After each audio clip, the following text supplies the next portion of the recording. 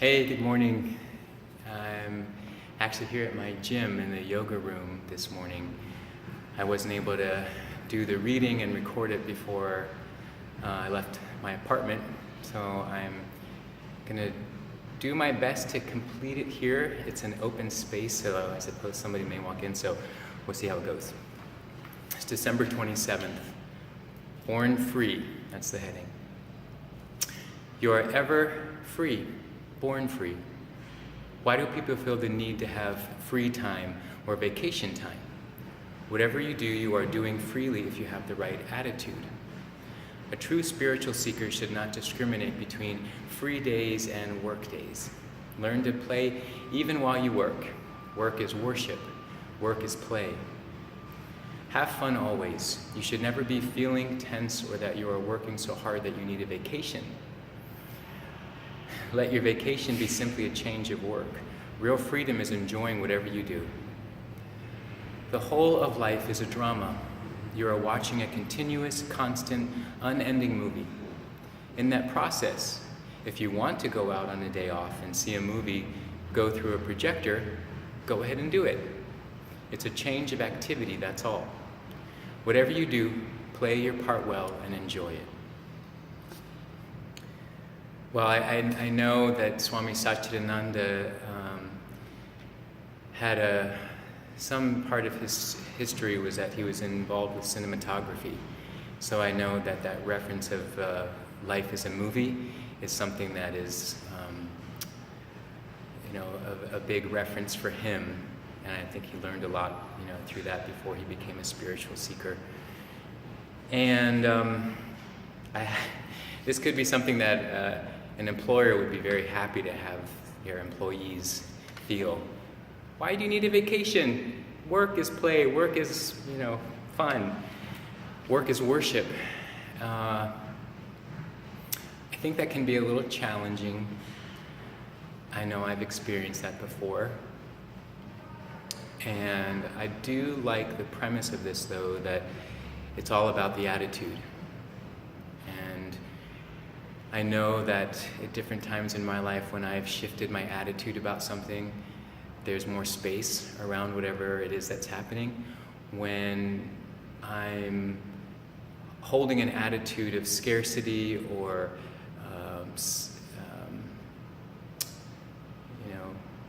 kind of divisiveness around the way I think, then there's a smaller capacity to be able to see that work is play, life is play, that all life is a drama.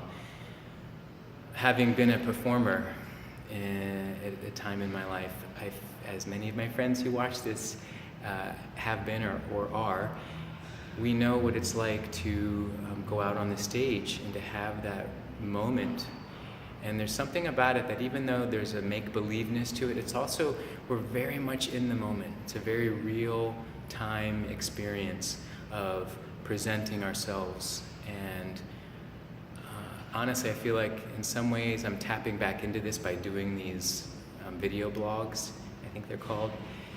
And just doing my best to be as present as I can in this, and to articulate my thoughts as best as I can in this, based off of the reading. Oh yeah, which is from the Golden Present. And I always want to make sure to give credit to Swami Satchidananda for this. I loved his playfulness as well, and the way that he offers his teachings. And it doesn't mean that, 100% of the time we're just, skipping around and singing songs that, are frivolous.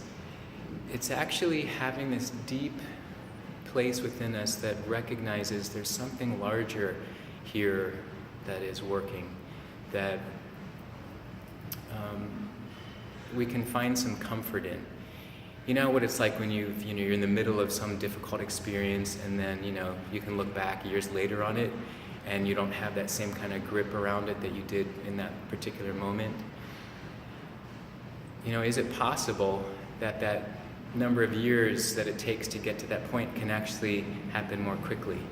That we can recognize that there is a certain kind of a pattern and a an undoing over time around this grip that we may hold because basically we feel like we don't have control, or we're like at yesterday's talk, we have an attachment to things needing to go a certain way. And when we don't have that need for things to go a certain way, and we're able to have a little bit more of this distance on things, then I feel that we can be lighter, and we can take a deeper breath. And that's so important for our whole outlook on life, our whole physical being, our mental being, to pause and take a deep breath.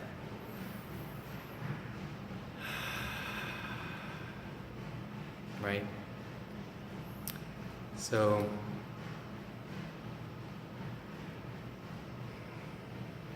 yeah, I think that's it. I feel like I'm having a dozen other thoughts around this.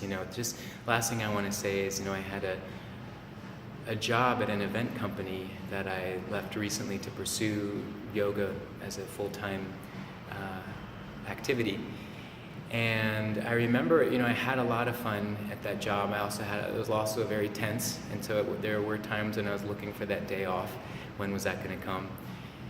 And one thing I want to say is I remember in that time, and even more so probably now, having a lot of gratitude for that job and getting to work with some amazing people. And one of the people there that I probably had the most difficult time with, I'm also most grateful for him, in that he would bring play into the day with humor, with levity. And even at times we did the hokey pokey. We would do a huge circle with all the people working at the event, and people would be like, what are we about to do? And we would do the hokey pokey. And it would remind all of us to, one, not take everything so seriously, but to kind of, have a little bit of levity about all of this in our life, because it would obviously get very tense during event times. So I just have a special feeling, a special moment of gratitude for that. And that helped me learn how to balance that in my last job with what otherwise could have just been, intense all the time. So, okay, that's it. Thank you. And we made it. Worked out in here. Have a good day. I'll see you tomorrow.